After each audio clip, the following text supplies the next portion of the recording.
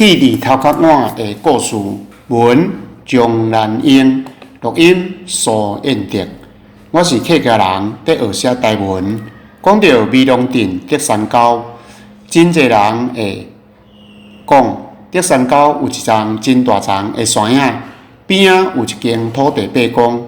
客家人的福德精神，听人讲，迄丛山影足老啊！我细汉的时，捌问过阮阿公，伯公树几岁啊？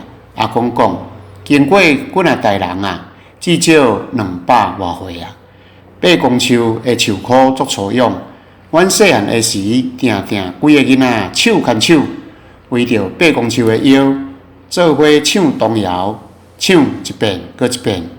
拄着外面起风的时，囡仔随冲到伯公树骹，手落落涂骹的山影，目睭只有金金看到黄艳艳搁巴甜的山影落伫涂骹。这时大家目睭足内，骹手紧，伤精搁刺激。伯公甲大树互相做伴，互相依偎。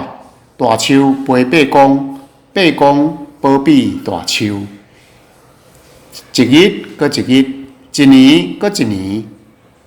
有时阵透早起床，为着要去伯公树骹捡山影。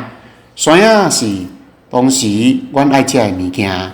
阮细汉的时，囡仔定定伫伯公树骹耍佚佗物仔，大人伫遐搭喙鼓，讲人的闲仔话，涨价涨价的伙房，有人生囡仔有嫁娶，拢做要丰收，卖大猪。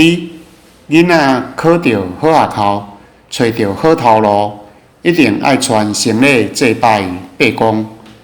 紧甲好消息报互伯公知，感谢伯公的保庇。